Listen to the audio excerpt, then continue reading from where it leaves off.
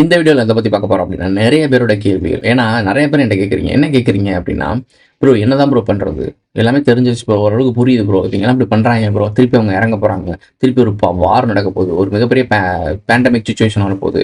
நமக்கு ஆபத்தான சூழ்நிலை வரப்போகுது. உலகளாவில தான் நடந்துட்டு இருக்கு. காசா மக்கள் இப்படி எதிர்பார்த்திருப்பாங்களா? இஸ்ரேல் மக்கள் எதிர்பார்த்திருப்பாங்களா? உக்ரைன் மக்கள் எதிர்பார்த்திருப்பாங்களா? ரஷ்யன் மக்கள் எதிர்பார்த்திருப்பாங்களா? இலங்கை மக்கள் எதிர்பார்த்திருப்பாங்களா? நம்ம மேல அப்படி வந்து விழுகும்னு. ஸோ எங்கேயுமே யாருமே அதை எதிர்பார்த்தது கிடையாது. எதிர்பாராததை எதிர்பாருங்கள் அப்படின்னு சொல்லிட்டு கமலஹாசன் சொன்ன மாதிரி தான். அப்போ நாம என்ன ப்ரிப்பரேஷன் ஆகணும் அப்படின்ற கேள்வி தான் அதிகமா வருது. ப்ரோ எல்லா பிரச்சனையும் சொல்லிட்டேன் ப்ரோ. சொல்யூஷன் என்ன ப்ரோன்னு கேட்குறீங்க. இந்த ஒட்டுமொத்த வீடியோலையும் சொல்யூஷனை மட்டும் தான் சொல்லப் போறேன். பிரச்சனையை பத்தி சொல்லப் போறல. சொல்யூஷன் தான் சொல்லப் போறேன். இப்போ ஒரு வார் பேண்டமிக் நடக்குது அப்படின்னா என்ன பண்ணணும்? பேசிக் உங்கள்ட்ட இன்டர்நெட் இருக்கு. ஓகேவா? இவ்வளவு நாள் உலகத்துல போர்லாம் நடந்துச்சுன்னா அங்க என்னெல்லாம் பாதிக்கப்பட்டாங்க? என்ன மாரி விஷயத்துக்குலாம் பாதிக்கப்பட்டாங்க? அவங்க என்ன ப்ரிகாஷன் பண்ணியிருந்தாங்கன்னா, அவங்கள தன்னை தற்காத்துக்கலாம். அப்படின்ற ஒரு வரலாறு இருக்கு. இங்கே அறிவு இருக்கு. உங்க கையில ஃபோன் இருக்கு. கூகுள்ல தட்டினா எல்லாமே வரும். ஒரு பேண்டமிக், ஒரு வார் அப்படின்னு வந்துச்சுன்னா என்ன பண்ணணும்? பேசிக்கா இப்படி தேடினா உங்களுக்கு கிடைக்கும். நம்ம இங்கிலீஷ் சேனலில் கூட என்னென்ன ப்ரிப்பரேஷன் பண்ணணும்னு சொல்லிட்டு ஒரு வீடியோ போட்டிருந்தாப்புல. அந்த வீடியோ கூட நான் கீழே டிஸ்கிரிப்ஷனில் கொடுக்குறேன் லிங்க் பார்த்துக்கோங்க. ஸோ அது இங்கிலீஷில் இருக்கும், சப்டைட்டில் கீழே தமிழில் இருக்கும்னு நினைக்கிறேன். ஸோ பார்த்துக்கோங்க. இது பேசிக்கான விஷயம். ரெண்டாவது, இந்த பொலிட்டீஷியன்லாம் இந்த மாதிரி பண்ணுறாங்களே ப்ரோ, இதில் என்ன ப்ரோ பண்ணுறது? யாருக்கு ப்ரோ நம்ம ஓட்டு போகிறது? இது பல பேரோட கேட்கக்கூடிய கேள்வி. ஏன்னா இன்னமும் அவங்க நம்பிட்டு இருக்காங்க, இப்படி குத்தி தான் அவங்க உட்காந்துருக்காங்கன்னு. ஸோ நான் சொல்கிறது வந்து நீங்கள் ஓட்டு போடுங்க, போடாமல் போங்க, அது உங்களை தனிப்பட்ட விருப்பம். நான் சொல்கிற விஷயம் என்னென்னா, இங்கே எதுவுமே நீங்கள் தீர்மானித்து உட்கார்றது கிடையாது. அதே மாதிரி நீங்கள் தீர்மானிக்கிற ஆட்கள் தான் அங்கே உட்கார்ற மாதிரி ஒரு பிம்பம் உருவாக்கப்படும். காரணம் என்னென்னா புரொபகண்டா, இலவசங்கள். புரியுதா? ஓட்டுக்கு காசு. நீங்கள் யோசிக்கலாம், ப்ரோ நாங்கள் ஓட்டு போட்டு வரல, அவங்க தான் பண்ணிக்கிறாங்க அப்படின்னா, அவங்க எதுக்கு ப்ரோ காசு தரணும்? அவங்க எதுக்கு ப்ரோ இந்த இலவசத்தை அறிவிக்கணும்? எதுக்கு ப்ரோ அறிக்கை கொடுக்கணும்? இதெல்லாம் அவங்க பண்ணவே தேவையில்லையே. அவங்களே ஓட்டு போட்டு அவங்க ஜெயிச்சுப்பாங்களா? அப்புறம் என்ன? அப்படின்னு ஒரு கேள்வி வரும். இந்த மாதிரி எவனாவது கேள்வி கேட்டு வந்துடக்கூடாதுன்றதுக்காக தான் அவங்க எப்படி ஜெயிக்கிறாங்க, எப்படி ஜெயிக்கலைன்றது தான் 2வது பெர்சன்டேஜ். அதை நீங்கள் அப்புறம் அவுட் ஆஃப் பாக்ஸ்ன்னு வச்சுக்கோங்க. ஃபர்ஸ்ட்டு நீங்கள் அதை திங்க் பண்ணிடக்கூடாது. நீங்கள் நம்பணும். நம்ம ஓட்டு போட்டு தான் அவங்க ஜெயிச்சிருக்காங்கன்னு நீங்கள் நம்பணும். அப்போது அதுக்கான வேலைகள்லாம் செஞ்சு தானே ஆகணும். காசு கொடுக்கணும், பட்டுவாடா பண்ணணும், எல்லாம் பண்ணணும். இதெல்லாம் பண்ணி கொள்கைகள் இந்த மாதிரி இதை நிறைவேற்றுறோம், அதை நிறைவேற்றுறோம் அப்படின்னு சொல்லி சொன்னாதான் மக்கள் என்ன நம்புவாங்க? ஓட்டு போட்டு ஜெயிச்ச பிறகு ஓகே, உனக்கு அந்த அடுத்த லெவலில் யோசிக்கவே மாட்டியே. நீங்கள் என்ன நினைப்பீங்க? ஆமாம், இந்த மாதிரி இலவசத்தை கொடுத்தனால ஜெயிச்சிட்டாங்க அப்படின்னு போகிற போக்கில் பேசிட்டு போயிருவீங்க. புரியுதா? இப்போ அந்த கொடுக்குற பணம்னா அவங்களுக்கு அவ்வளோ பெரிய லாஸ்ன்னு நினைக்கிறீங்களா? அப்புறம் அவங்களே ஓட்டு போட்டு அவங்க ஜெயிச்சுக்கிறாங்க. அப்புறம் எதுக்கு அப்புறம் அவங்க அதெல்லாம் கொடுக்கணும்? அவங்களுக்கு லாஸ் தானே அப்படின்னு யோசிக்கலாம். அவங்க கொடுக்க வேண்டிய அவசியமே இல்லைன்னு நினைப்பீங்க. உங்கள்கிட்ட இருந்து பிடுங்குறதுல ஒரு 5-6% கூட அது கிடையாது. அவங்களுக்கு செலவு பண்ணுறது. அவங்களுக்கு கிடைக்கிற பெனிஃபிட்ஸ்லாம் வேற லெவலில் இருக்கும். உங்களுக்கு இன்னும் புரியவே மாட்டேன்றது. அவங்க வாழ்ந்துட்டு இருக்க வாழ்க்கையெல்லாம் நம்ம கனவுல கூட வாழ முடியாது. ஒரு எம்எல்ஏ வாழ்ற வாழ்க்கை கூட நம்மளால வாழ முடியாது. போங்க போய் பாருங்க. என்ன நடக்குது? சுத்தி முத்தி என்ன நடக்குது? அவங்க ஒரு ஒரு பார்ஷியலான ஒரு எலைட் லைஃப்ல வாழ்ந்துட்டு இருக்காங்க. பயங்கரமான எலைட் லைஃப். இப்போ ரீசெண்டா அஜித் வந்து ஏதோ அம்பானியோட கோலா கம்பெனி ஏதோ ஒரு கம்பெனிக்கு ஆட் நடிச்சிருக்காராம். அவருக்கு வந்து ப்ரொமோஷனுக்கு 20 கோடியோ ஏதோ வந்து இந்த ரேசிங்காக ஹெல்ப் பண்றாங்க. கோலாவே இந்த கூல் ட்ரிங்க்ஸ் கம்பெனிஸ் எல்லாமே ப்ராப்ளம்ஸ். கிட்டத்தட்ட அம்பானி ஜியோன்னு ஒன்று உருவாக்குனாப்புல, ஃப்ரீன்னு ஒன்று விட்டாப்புல, ஃப்ரீன்னு விட்டாரு. எல்லாம் ஓடி போய் ஜியோவில் மாறினாங்க. நான் இன்ன வரைக்கும் மாறல. ஸோ எல்லாம் ஜியோவில் போய் மாறினாங்க. அது ஜியோ இப்போ என்ன பண்ணுச்சு? அவன் வைக்கிறது தான் நல்லா இருந்துச்சு. அவன் கொடுக்குறதான் காசு வாங்கிக்க. அவங்க பையன் 13 கோடிக்கு வாட்ச் போடுறாப்புல. தன்னோட ஃபோட்டோ வச்சு தன்னுடைய வாழ்க்கை வரலாறு ஒரு வாட்சில் போடுறாரு. சிம்பிளாக யோசிங்களேன். இதை ஏன் இதை ப்ரொமோட் பண்ணணும்? இதை ஏன் அவன் அப்படி காட்டணும்? நான் இந்த மாதிரி 13 கோடிக்கு நான் வாட்ச் போடுறேன். எனக்குன்னு தனியாக செப்பரேட்டாக இந்த வைரக்கற்கள்லாம் வச்சு நான் வாட்ச் போடுறேன். ஏன்னா அவனுக்கு வேற என்ன பண்ணணும்னே தெரியாது. உங்கள்கிட்ட இந்த வீடியோ பார்த்துட்டு இருக்க ஒரு அடித்தட்டு மக்கள்கிட்ட சொல்கிறேன். திடீர்னு உங்கள்கிட்ட ஒரு 10 கோடி கிடைச்சிச்சுன்னா உங்களால் ஒன்றுமே பண்ண தெரியாது. சீரியஸ்லி ஒன்றுமே பண்ண தெரியாது. என்ன பண்ணிடுவீங்கன்னு நினைக்கிறீங்க? ஒரு வீடு கட்டுவீங்க, ஒரு வீடு வாங்குவீங்க. 1 கோடி ரூபாய்க்கு ஒரு வீடு, காரு எல்லாம் சேர்த்து 1 கோடி ரூபாய்க்கு வீட்டுக்கான ஃபர்னிச்சர் ஐட்டம் எல்லாம் சேர்த்து 1 கோடி ரூபாய் சேர்த்துட்டீங்க. மித்த காசை பேங்க்ல போட்டு அதில் வர வட்டி காசை வச்சு தான் நீங்கள் வாழ்க்கையை ஓட்டுவீங்க. ஏன்னா உங்களுக்கு செலவழிக்க தெரியாது.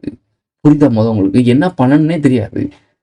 ஒரு 10 கோடி கிடைச்சாலே திடீர்னு கிடைச்சாலே நமக்கு என்ன பண்ணணும்னு தெரியாதுன்னா, பல லட்சம் கோடிகள் தன்ட்ட இருக்குன்றப்போ 13 கோடிக்கு அவன் வாட்ச் வாங்கத்தானே செய்வான். என்கிட்ட இருக்கு, கணக்கில் அடங்காத இருக்கு, எனக்கு என்ன பண்ணணும்னு தெரியல, எனக்கு தேவையானது நான் பண்ணிக்கிறேன்னு சொல்லிட்டு பண்ணுவான். ஆனால் இதை வெளியே சொல்லும் போது நமக்கு எப்படி தோணும்? ஏன்டா நான் வச்சிருக்க ₹450 வாட்ச் தான். இந்த வாட்ச்லயும் அதே மாரி முள்ளு டயத்த காட்டுது.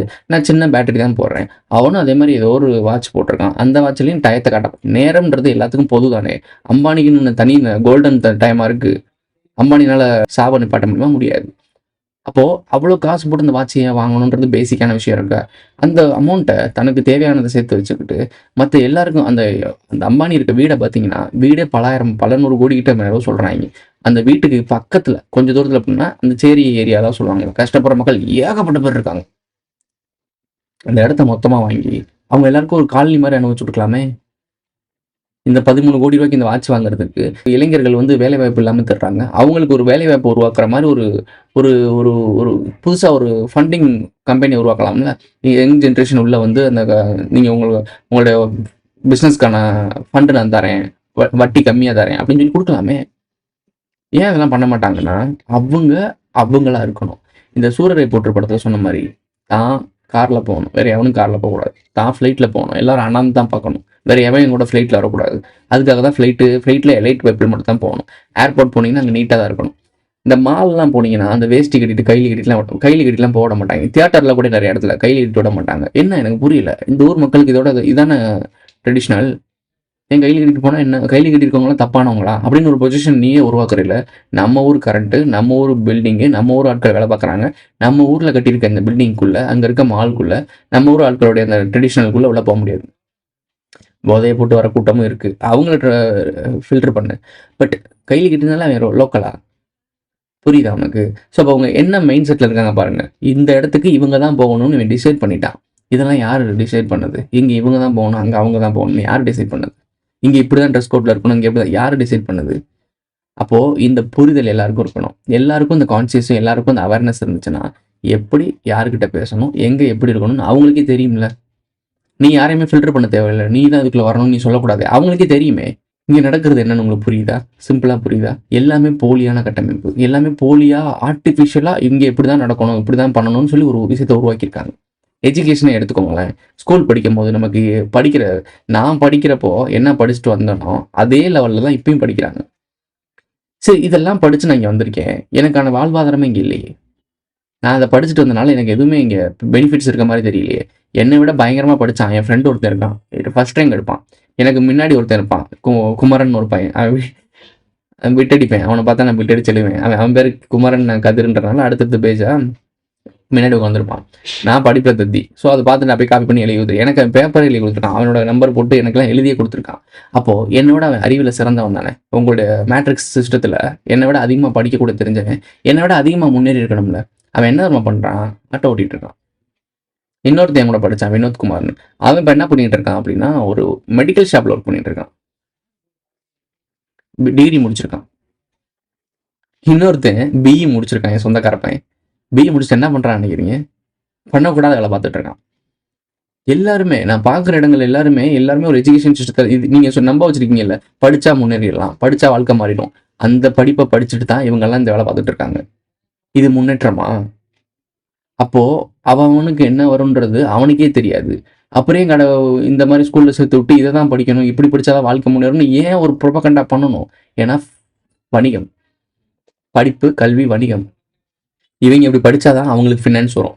அப்போ அவங்களுக்கு ஃபினான்ஸ் வந்தாதான் அவங்க வாழ முடியும். ப்ரோ ஒரு ஒரு எஜுகேஷன் சிஸ்டத்தில் இருக்கவங்க மட்டும் தான் இதை பண்றாங்களா? கிடையாது.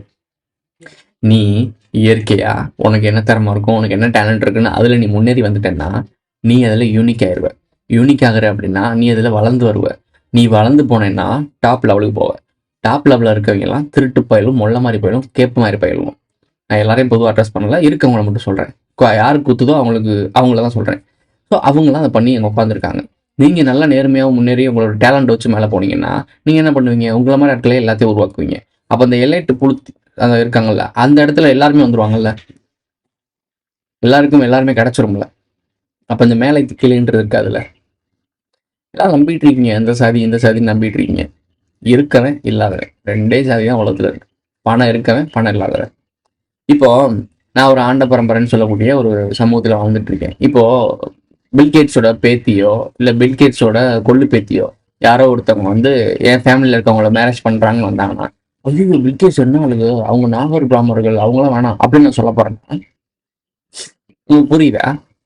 அப்ப இங்க என்ன வேலை பார்க்குது, என்ன ரோல் பண்ணுது? நீங்க கேட்கலாம், ப்ரோ பணம் காசு இருந்தா படிச்சாலும் நீங்க ஜாதி வெறியில வெட்டிட்டு தானே ப்ரோ இருக்காங்க அப்படின்னா, அவன் பைத்தியக்காரன். அவன் மண்டையில நான் உங்கள்கிட்ட முன்னாடியே சொன்னதான் ஒரு பேட்ச் குத்திருக்கான். நான் இன்னாரு, நான் இந்த ஆளுங்க, நான் இந்த மதத்துக்காரன், நான் இந்த மொழிக்காரன் ஒரு பேட்ச் குத்திருக்கான். முட்டா பையன் அந்த பேட்ச் தூக்கி போட்டாதான் அவனுக்கு உண்மை புரியும். அந்த உண்மை புரிஞ்சுக்கிட்டவன் தான் மன்னர் கூட்டம் தான். ஏதாவது ஒரு மன்னர் கூட்டம் அவன் அந்த சாதி, இவன் இந்த மொழி. ஏண்டா வேற வேற நாடுகள்ல இருக்க இளவரசிகள்லாம் கல்யாணம் பண்ணி வாழ்ந்துருக்காங்கடா. முட்டாத்தனமா பேசிக்கிறீங்க. அவங்க எல்லாம் ஆண்ட பரம்பரைன்னு அவங்க வாழும் போது, அதாவது நீங்க யார பிராண்ட் பண்ணி நாங்கள் இந்த வகராக்கள், நாங்கள் சோழர் வம்சம், நாங்கள் சேர வம்சம், நான் பாண்டிய வம்சம் சொல்லி பெருமை பித்திட்டு இருக்குல்ல இந்த பைத்தியங்கள்லாம். ஒரு சிலர் வேல்பாரி கூட்டம் சொல்லுவாங்க. இந்த பெருமை பித்துற பைத்தியங்கள்லாம் என்ன பண்ணுது அப்படின்னா, அந்த பெருமையை எடுத்துக்குது, அங்க ரியாலிட்டியை விட்டுருது. இதுதான் பெருமைக்கு எருமை மெச்ச கூட்டம்னு சொல்றேன். அந்த பெருமை என்ன? சோழர்கள் பல நாடுகள் இளவரசியை கட்டிக்கிறாங்க. அந்த இளவரசிகள்லாம் சோழர்களுடைய வம்சத்தை சேர்ந்தவங்க, சோழர்களுடைய குடியை சேர்ந்தவங்களா, சோழர்களுடைய சாதியை சேர்ந்தவங்களா? கிடையாது. அரச குடும்பம், அரசியல், ராஜ்யம், ராயல் பிளட் லைன். அப்போ இருக்கவனோட குடும்பம். இதுல புரட்சி பண்ண ஒரே ஆளுன்னா அந்த முருகன் தான். வள்ளி குறவை விட்டு பண்ண கீழே இருக்குது. நீங்க கீழேன்னு சொல்லக்கூடிய ஒரு இடத்துல இருந்து ஒரு பெண்ணை எடுத்துட்டு சாம்ராஜ்யத்தை தட்டி தூக்கினாப்ல. அது ஒரு ரிபல் நடந்துச்சு. ஏன் அப்படின்னா, அதுவும் அரச குடும்பத்தோட ரத்தம் தான். ஆனா கொஞ்சம் மனித ரத்தம் ஓடிச்சு. ராயல் பிளட் லைன் கூட கொஞ்சம் மனித ரத்தம் ஓடிச்சு. அதான் அவங்களோட பிரச்சனையே. மனிதர்கள் உள்ள கலக்கை விட மாட்டாங்க. ராயல் பிளட் லைன் கூட அரச குடும்பத்துக்கு நீங்க இப்ப சொல்லிட்டு இருக்கீங்களா, ஆண்ட பரம்பரை ஆணவ கொலைன்னு சொல்லிட்டு இருக்கீங்கல்ல, இதெல்லாம் சும்மா கோமாளித்தனம். நம்மளாம் ஆண்ட பரம்பரையும் கிடையாது, நம்ம ராயல் பிளட் லைன் கிடையாது. நமக்குள்ள அடிச்சுட்டு சாகணும்னு இதை உருவாக்கியிருக்காங்க. இதெல்லாம் பண்ணது யார் தெரியுமா? எலைட் புலிஃபயர். இங்கிலாந்து ராணிக்கு நடந்துச்சு, ஒரு டயானாக்கு ஒன்று நடந்துச்சு, தெரியும்னு நினைக்கிறேன். அதுக்கு பேர் என்ன? ராணி பண்ணா ஆணவ படுகொலை கிடையாது. எத்தனையோ ராஜாக்கள் வேற ஏதோ கீழ் இருக்க பெண்ணை திருமணம் பண்ண அந்த பையனை கொண்டுறது இதெல்லாம் நடந்திருக்குல்ல. இப்போ இதெல்லாம் உங்களுக்கு போதிச்சது யாரு? அவனுங்க பண்ணதுக்கு ஒரு ரீசன் இருக்கு. ஏன்னா கந்தன் ஒருத்தன் சிவன் பெருமானுக்கு எடுக்கணுன்றக்காக இவருங்க இருக்காங்கல்ல, மீனாட்சிக்கு பிறக்கல, அவர் தத்து பிள்ளை தான். வரலாறு படிங்க. ஸோ அவங்களோட உண்மையான தாய் வேற ஒருத்தவங்க. ஸோ வளர்ப்பு அதுதான் சொல்றாங்களே கார்த்திகை பெண்கள் வளர்த்தாங்கன்னு. அம்மா இருக்கும் போது எதுக்கு வேற பெண் வளர்க்கணும், எதுக்கு ஆயாமா வளர்க்கணும்? ஸோ தத்தெடுத்த பிள்ளைய கேர்டேக்கர் பண்ணி பார்த்துருக்காங்க. ஸோ ஆனால் அது வித்து யாரோடதுன்னா சிவபெருமானோட வித்து. ஆனால் மனித பெண்ணோட கலப்பு. ஏன்னா சிவபெருமான் நாகர் வம்சத்தை சேர்ந்தவர். கந்தன் சீரிஸ் பார்த்தவங்க தெரியும். பார்க்கலாம், டிஸ்கிரிப்ஷன் லிங்க் கொடுக்கணும், பார்த்துக்கங்க. 19 20 வீடியோ போட்டிருப்பேன், பார்த்துக்கங்க. அந்த ரிபல் கிரியேட், அந்த உள்ளுக்குள்ளே இருக்க அந்த ரிபல், அந்த மனித ரத்தம் உள்ள ஓடுறதுனால, நாகரிகமும் இருக்கனால, டேலண்ட்டும் இருக்கு. அந்த மக்கள் ரூட் மக்களுக்கு செய்யணும்ன்ற ஒரு ரூட் இருக்கு. இது ரெண்டும் சேர்ந்து ஒரு ரிபல் கிரியேட் ஆகி தான் அந்த ஆண்ட பரம்பரை கூட்டம் பேர் அமனர் கூட்டத்தை எதிர்த்துச்சு. அதனாலதான் பிராமணனை தூக்கி ஜெயிலில் வச்சாரு, பிரம்மனை தூக்கி ஜெயிலில் வச்சாரு. முருகன் பண்ணாரு, அதுக்கு ஒரு மந்திரம் தப்பா சொல்லிட்டாருன்னு சொல்லி ஜெயிலில் உட்கார வச்சாரு. ஏன் அப்படி சொல்றாங்கன்னா, அப்பதான் அது புராணங்களாவே இருக்கும். பிராமணர் தமிழர்களுக்கும் ஒரு இடை பிரச்சனை வந்துச்சு. அதுக்காக எங்க தமிழ் மொழி நான் உருவாக்குற இந்த ஆட்சி மொழியை நீ என்னடா மாத்துறது, உனக்கு தூக்கி உள்ள வைக்கிறேன், அதுக்கு தான் உள்ள வச்சாப்ல. இது தெரிஞ்சிருச்சுன்னா இன்னைக்கு நேத்து இந்த பஞ்சாயத்து நடக்கல, பல ஆயிரம் வருடங்களா நடக்குதுன்னு உனக்கு வரலாறு புரிஞ்சிடும். ஆனால் விஷயம் தெரிஞ்ச எல்லா புலிஃபயரும் இந்த வரலாறு கரெக்டாக படிச்சுட்டு வருது. இதை கரெக்டாக படிங்கடா பைத்தியக்காரங்களான்னு சொல்லிட்டு நான் இங்கே பேசிகிட்டு இருக்கேன். ஏன்னா இப்படி ஒரு பாயிண்ட் இருக்கதே உங்களுக்கு தெரியாது. நீங்கள் படிக்கிறதுலாம் என்ன, மெக்காலே கல்விக் கொள்கை. அப்போ அதில் படிச்சுட்டு நீங்கள் அதில் படிச்சுட்டு இதில் தான் வரலாறு, இதுதான் உண்மைன்னு சொல்லி வாழ்ந்துட்டு இருக்கீங்க. திடுதுப்புன்னு நான் ஒரு விஷயத்த சொல்லும் போது எப்படி ஏற்றுக்க முடியும்? இது போலியாக தான் தெரியும். ஏன்னா இதுக்கு மெஜாரிட்டி கம்மி. தமிழ்நாட்டில் தமிழர்கள் ஆட்சியில் இல்லை. தமிழர்கள் மைனாரிட்டி மாதிரி தான் வாழ்ந்துட்டு இருக்கோம். இலங்கையிலேயும் மைனாரிட்டி மாதிரி தான் வாழ்ந்துட்டு இருக்கோம். உலகத்தில் எல்லா இடத்துலையும் குட்டியாக தான் வாழ்ந்துட்டு இருக்கோம். கொஞ்சம் அதிகாரம் இல்லாத வாழ்ந்துட்டு இருக்கோம். அதனால தமிழர்கள் கோழைகளா? தமிழர்கள் டம்மி பீஸா? தமிழர்களுக்கு வீரம் இல்லையா? இதை ஒத்துக்கிறீங்களா? அது எப்படி ப்ரோ அது சொல்றீங்கல்ல, அதை தான் நான் இங்கேயும் சொல்றேன். இங்க விஷயம் கம்மியா இருக்கு, இதை புரிஞ்சுக்கிட்ட ஆட்கள் கம்மியா இருக்கும்ன்றனால இது போய் கிடையாது. உனக்கு இது தெரியலன்னு அர்த்தம். அவேர்னஸ் இதான் ரொம்ப முக்கியம். நான் திரும்ப திரும்ப சொல்றேன், விழிப்புணர்வுனா என்ன ப்ரோ அப்படின்னா, இருள் பயிற்சின்னு ஒரு ப்ராக்டிக்ஸ் இருக்கு. அதை நான் கீழே கொடுக்குறேன், அதையும் பாருங்க. இதை ஆரம்பிங்க, உங்க மூளை ஆட்டோமேட்டிக்காக வேலை செய்ய ஆரம்பிக்கும். அதாவது ரொம்ப நாளாக ஓடாமல் இருந்த இன்ஜினில் ஆயிலெலாம் ஊற்றி சர்வீஸ் பண்ணி திருப்பி ஓட வைப்பாங்கள்ல, அந்த மாதிரி ரொம்ப நாள் யூஸ் பண்ணாத அந்த அதை யூஸ் பண்ணுறதுக்கான பயிற்சி சர்வீஸ் சென்டர் தான் இருள் பயிற்சி. இதை நீ ஆரம்பிங்க, எல்லாம் புரியும். வேர்ல்டு வார் வந்தால் அதுக்கு என்னன்னு சொல்லி அதுக்கும் டிஸ்கிரிப்ஷன் லிங்க் கொடுக்குறேன், அதை போய் நீங்கள் பார்த்துக்கோங்க. அவேர்னஸ். உங்கள சுத்தி நடக்கிற பிரச்சனை என்ன? யார் உங்கள ஏமாத்துறா? யார் உங்களுக்கு துரோகம் செய்றா? யார் உங்களுக்கு குழி தோண்டுறா? இதெல்லாம் புரிஞ்சுக்கிற பக்குவம் இருந்தா மட்டும் தான் இங்க வாழ முடியும். சிரிக்கிறவன் புல்லாம், பட்டை அடிச்சவன் புல்லாம், கொட்டைய போட்டவன் புல்லாம் உனக்கு செய்ய மாட்டான். கைய டக்கிங் பண்ணிட்டு இருக்கவன் புல்லாம் உனக்கு நல்லது செய்ய மாட்டான். தமிழ், தமிழ், தமிழ்ன்னு கத்துறவன் புல்லாம் உனக்கு நல்லது செய்ய மாட்டான். இவ்வளவுதான் சொல்ல முடியும். இதுக்கு மேலயும் ஓப்பனாலாம் சொல்ல முடியாது. உனக்கு இது இருந்தா மட்டும் தான் நீ தப்பிக்க முடியும். இத எப்படி யூஸ் பண்றதுக்கான கீழ டிஸ்கிரிப்ஷன் லிங்க் இருக்கு. பாத்துக்க.